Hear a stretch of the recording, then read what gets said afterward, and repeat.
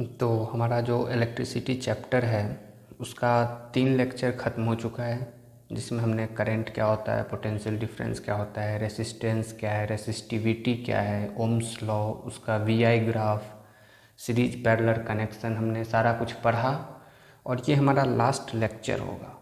और मैं पहले ही बता रहा हूँ कि ये लेक्चर बेसिकली मैं इसलिए बना रहा हूँ क्योंकि मैं चाहता हूँ कि शॉर्ट टर्म में, शॉर्ट टाइम में 5-10 मिनट 15 मिनट के वीडियो में आपको पूरा कंटेंट दिया जाए, इसलिए ये लेक्चर मैं बना रहा हूँ। और ये हमारा लास्ट लेक्चर है जिसमें हम हीटिंग इफ़ेक्ट ऑफ करंट पे डिस्कस करेंगे। बेसिकली इसे हम पढ़ क्यों रहे हैं, बहुत सारे इंस्ट्रूमेंट्स हम देखते हैं जैसे आयरन हो गया, गीजर हो गया, इनमें इनका यूज होता है। और हीटिंग इफ़ेक्ट ऑफ करंट का जो मैंने सबसे पहला डेफिनीसन लिख रखा है, और याद रखें डेफिनीसन अकॉर्डिंग टू 10th है, क्योंकि यहाँ पे प्योरली रेसिस्टिव सर्किट की बात की गई है। तो जो डेफिनीसन है वो है कि if an electric current is electric circuit is purely resistive, that means circuit में केवल रेसिस्टेंस होना चाहिए। The source of the energy get dissipated entirely in form of heat, this is called the heating effect of current.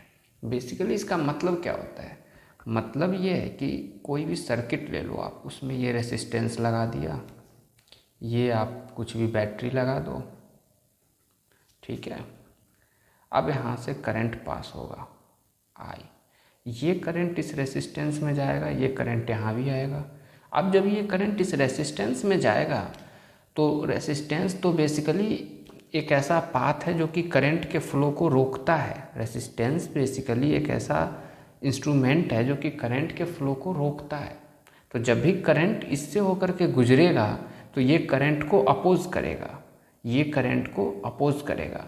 तो current basically क्या है, flow of electrons, direction of course अलग है, electron के फ्लो का direction के opposite होता है करंट के फ्लो का डायरेक्शन, लेकिन ये अगर इलेक्ट्रॉन के फ्लो का डायरेक्शन है तो ये करंट के फ्लो का डायरेक्शन होगा। लेकिन बेसिकली है क्या रेसिस्टेंस, रेसिस्टेंस तो बेसिकली एक इंस्ट्रूमेंट है और वो जो है सो करंट के फ्लो को रोकता है। तो जब भी करंट के फ्लो को रोकेगा तो रेसिस्टेंस के अंदर जो पार्टिकल्स होंगे और इलेक्ट्रॉन जो करंट के फॉर्म में आ रहा है, इन दोनों का टकराव होगा। ये जो पार्टिकल कुछ भी रेसिस्टेंस के अंदर होंगे, प्लस हो माइनस हो जो भी हो, और ये जो इलेक्ट्रॉन है, इन दोनों का टकराव होगा यहाँ पे, और इस टकराव के कारण जो है सो हीट प्रोड्यूस होगा, और इसी हीट के कारण हम लोग को हीटिंग इफेक्ट ऑफ करंट पढ़ना पड़ रहा है। ओके, तो basically heating effect of current resistance में देखने को मिलता है। रेसिस्टेंस जितना ज़्यादा होगा, आप ये जान लो, आर जितना ज़्यादा होगा हीटिंग इफेक्ट ऑफ करंट भी उतना ही ज़्यादा होगा। अब हम लोग आयरन में नाइक्रोम ही क्यों यूज करते हैं, आयरन में हम चाहें तो सिल्वर और कॉपर क्यों नहीं यूज करते, क्योंकि का रेसिस्टेंस बहुत ही कम होता है, इसीलिए हम आयरन में नाइक्रोम यूज करते हैं, ताकि मेरे को बहुत ज़्यादा करंट देने की ज़रूरत ना पड़े। नॉर्मल जो हाउस होल्ड वोल्टेज है उतने पर भी जो है सो आयरन अच्छे तरीके से गर्म हो जाए, इसीलिए हम आयरन में नाइक्रोम यूज करते हैं। तो आयरन हो, गीजर हो, इनमें हीटिंग इफेक्ट ऑफ करंट आपसे पूछ सकता है क्वेश्चन, तो इनमें कौन से प्रिंसिपल यूज होते हैं, heating effect of current. Basically ये जो फॉर्मूला है E=P/T, ये मैंने लिख रखा है, आप इसे क्या सारे टर्म्स को नहीं समझ पा रहे होगे। ये T बेसिकली टाइम है, P पावर है और E एनर्जी है। हीटिंग इफेक्ट ऑफ करंट में heat is a form of energy, that's why मैं अगर एनर्जी की बात करता हूँ मतलब मैं हीट की ही बात कर रहा हूँ। तो हीट का भी फॉर्मूला अगर आप चाहो तो लिख सकते हो P/T, हीट का भी ये फॉर्मूला है, लिख सकते हो आप। तो अब जब हम नेक्स्ट बात करते हैं जूल्स लॉ। जूल एक साइंटिस्ट थे जिन्होंने एक लॉ दिया, उन्होंने कहा कि जो हीट है भाई वो डायरेक्टली प्रोपोर्शनल होगा करंट के स्क्वायर के, ठीक है, ये जूल्स लॉ है। Heat is directly proportional to the square of current, इसे आप याद रखना, ये एग्जाम्स में पूछते हैं जूल्स लॉ, ये जूल्स लॉ है। अब आप ये समझो, जैसे इन्होंने लिख दिया I/R, अब ये आया कैसे, तो जो हमने ये लिखा कि P/T, ये है पावर, और पावर को हम लिखते हैं V/I, तो हम ये लिख सकते हैं V/I/T।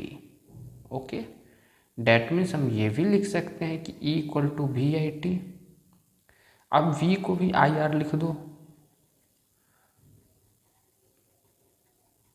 डन। अब फिर यहाँ पे देख लो I²R/T, तो जो ये E है ये डायरेक्टली प्रोपोर्शनल टू I² आ गया, यहाँ से आपको ये दिख गया।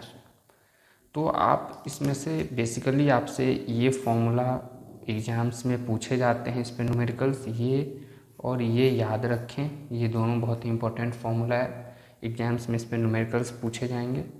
और इसमें बस यही है कि आपको एक तो थ्योरेटिकल क्वेश्चंस बनते हैं कि नाइक्रोम का यूज़ क्यों होता है आयरन में कौन सा प्रिंसिपल यूज होता है। दूसरा आपको ये पूछा जा सकता है कि रेसिस्टेंस की वैल्यू दे दी जाए, करंट की वैल्यू दे दी जाए, टाइम की वैल्यू दे दी जाए और पूछे कि हीट कितना प्रोड्यूस हो। तो इस टाइप के क्वेश्चंस बनते हैं। बेसिकली इसके क्वेश्चंस इजी आते हैं, तो टेंशन लेने की ज़रूरत नहीं है इसमें। ओके, ये हमारा लास्ट टॉपिक है पावर। पावर क्या होता है? पावर बेसिकली क्या होता है? Rate at which electric energy is consumed in an electric circuit. Power जो है वो इलेक्ट्रिक, जैसे हमने यहाँ पे पढ़ा है इलेक्ट्रिक एनर्जी, तो पावर जो है इसे हम लिख सकते हैं E/T, rate at which electric energy is consumed. पर सेकेंड में कितना इलेक्ट्रिक एनर्जी कंज्यूम हो रहा है किसी भी सर्किट का, वही तो पावर है। Rate at which electric energy is consume, जैसे हम बोलते हैं ना 1 घंटा में ये बल्ब जो है सो 20 यूनिट लेगा, तो यही तो है कि 1 घंटे में 20 यूनिट लिया, 1 सेकेंड में कितना लेगा, यही तो पावर है। Rate at which electric energy is consumed, ये आपको याद होना चाहिए डेफिनेशन। पावर का जो फॉर्मूला है वो मैंने पहले यहाँ पे डिराइव कर रखा है, V=I, V की जगह पे IR डाल दो, I²R, ये सारा चीज़ मैंने यहाँ पे प्रूफ कर रखा है। पावर का यूनिट वाट होता है। अब आपसे पूछ ले कोई कि 1 वाट डिफाइन करो, क्वेश्चन ये आ सकता है और आता भी है, डिफाइन 1 वाट। क्या करोगे, कैसे डिफाइन करोगे, एनी आइडिया? बिल्कुल कर सकते हैं। मैं जानता हूँ कि VI जो है पावर है, इसका यूनिट होता है एम्पियर और इसका होता है वोल्ट और इसका होता है वाट। तो मेरे को 1 वाट चाहिए, डैट मीन्स 1 वोल्ट और 1 एम्पियर। तो जब इन दोनों को 1 कर दूंगा तो 1 वाट हो जाएगा, समझ रहे हो। और टाइम तो वो तो पावर के लिए आपका खुद का टाइम होता है कि आप कितने टाइम के लिए पावर निकाल रहे हो। वैसे बेसिकली 1 सेकेंड के लिए ले लो तो ईजिली यहाँ से डिफाइन 1 वाट कर सकते हो। और पावर में इससे ज़्यादा कुछ पढ़ना ही नहीं है, और इससे ज़्यादा मैं 10th बेसिस पे कुछ पढ़ाऊँगा भी नहीं, क्योंकि ये आपका फुल कोर्स सीरीज़ नहीं है। ये सीरीज़ जो है वो बेसिकली रिवीजन के लिए है कि इनको पढ़ने के बाद जो हम प्रीवियस ईयर क्वेश्चन करेंगे, हमारा मेन फोकस उस पर होगा कि वो हम कर पाए। बेसिकली जो हमारा प्रीवियस ईयर क्वेश्चन का सीरीज है वो हम इसलिए लेकर के आ रहे हैं कि बहुत सारे बच्चे हैं जो कि जिन्हें पता नहीं होता कि बोर्ड में कैसे क्वेश्चंस पूछे जाते हैं और उनके टीचर्स उस लेवल का क्वेश्चंस नहीं कराते। तो हम ये चाहते हैं कि हम एक वीडियो सीरीज लेकर के आएँ जिसमें हम हर एक चैप्टर के यूनिक क्वेश्चंस को करें, ताकि बच्चा अगर कुछ ना भी करे, केवल वो प्रीवियस ईयर क्वेश्चन करके चला जाए, तो बोर्ड में 85% मार्क्स 80% मार्क्स उसको आएँ। और जो हमारा ये चैप्टर है अगर इसे पढ़ के जाता है तो उससे बेटर आएगा। तो एक लास्ट टॉपिक और बच गया, इलेक्ट्रिक फ्यूज। इलेक्ट्रिक फ्यूज कुछ नहीं, बस ये एक इंस्ट्रूमेंट है कि ये एप्लियंस है सर्किट में। एक एप्लियंसेज होते हैं, जैसे बहुत सारी चीज़ें होती है सर्किट में। इलेक्ट्रिक फ्यूज आप ये समझ लो कुछ इस टाइप का होता है, और इसमें एक ये पतला सा वायर लगा होता है, मार्कर है इसलिए पतला दिख नहीं, ये पतला सा वायर लगा होता है। इलेक्ट्रिक फ्यूज में जो वायर होता है उस वायर की स्पेशलिटी ये होती है कि उस वायर में जैसे ही ज़्यादा करंट जाएगा वायर ब्रेकडाउन हो जाता है, ठीक है। तो at high current, at high voltage या करंट जो भी लिख लो, current, the wire in the fuse melt and the circuit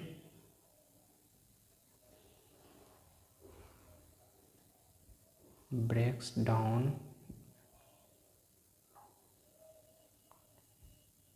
ये बेसिकली होता है। इससे क्या होता है कि जैसे आपका कोई भी सर्किट हो गया, आप उसमें समझ लो आपने उसमें बॉल लगा रखा है, आपने उसमें फ़ैन लगा रखा है, बहुत सारी चीज़ें वैसे सीरीज में होता नहीं है, पैरेलल में लगता है बॉल और फैन, लेकिन चलो मैंने सीरीज में लगा के अभी आपको मैं बस दिखा रहा हूँ। और आपने यहाँ पे एक फ्यूज लगा रखा है, ठीक है। अब क्या है कि आपको जो वोल्टेज देना है वो नॉर्मली 220 वोल्ट दे रहे हो। यहाँ पे बेसिकली हम एसी सप्लाई हमारे घरों में आती है, हमारे घरों में एसी सप्लाई आती है, तो बेसिकली कभी कभी ये समझ लो कि एकाएक शॉर्ट सर्किट होने से या किसी भी कारण से वोल्टेज बढ़ जाता है, एकाएक वोल्टेज जो है हमारे घर में जो नॉर्मल सप्लाई हो रहा था उससे ज़्यादा आ जाता है। तो जब उससे ज़्यादा आएगा तो अगर ये फ्यूज ना हो तो ये वोल्टेज डायरेक्ट यहाँ से चलते चलते बल्ब में आएगा, फ़ैन में जाएगा, हीटर में जाएगा, और ये सारी चीज़ें जल जाएगी, ख़राब हो जाएगी। तो इसलिए हम एक फ्यूज लगा के रखते हैं कि जैसे ही वोल्टेज ज़्यादा हो ये सर्किट यहीं पे ब्रेक हो जाए। ये जो फ्यूज है हमारा ये यहीं पे सर्किट को ब्रेक कर देगा और सर्किट ओपन हो जाएगा, तो हमारे ये सारे जो एप्लियंस हैं वो बच जाएंगे।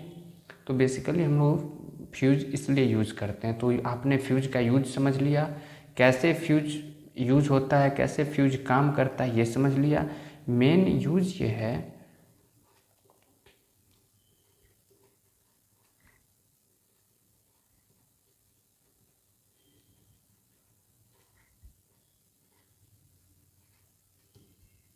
मेन यूज जो है वो है कि प्रोटेक्ट करता है सर्किट को। हमने लिख रखा है the main use is to protect the circuit. तो मेन यूज जो है फ्यूज का ये। तो इसके साथ हमारा पूरा लेक्चर ख़त्म होता है। और जो भी हमारा एटलीस्ट मैंने इतना तो बता दिया है कि आप ये रिवाइज कर लो और प्रीवियस ईयर हमारा पढ़ के जाओ, तो इस चैप्टर में तो प्रॉब्लम नहीं आएगी। तो बिल्कुल आप इसको देखें और जितना ज़्यादा से ज़्यादा हो सकता है इससे कंटेंट गेन करें। बस मैं यही चाहता हूँ कि बच्चे इससे इस कंटेंट से जो है सो अपने अंदर नॉलेज डेवलप करें और अच्छा से अच्छा करें एग्ज़ाम में। Thank you.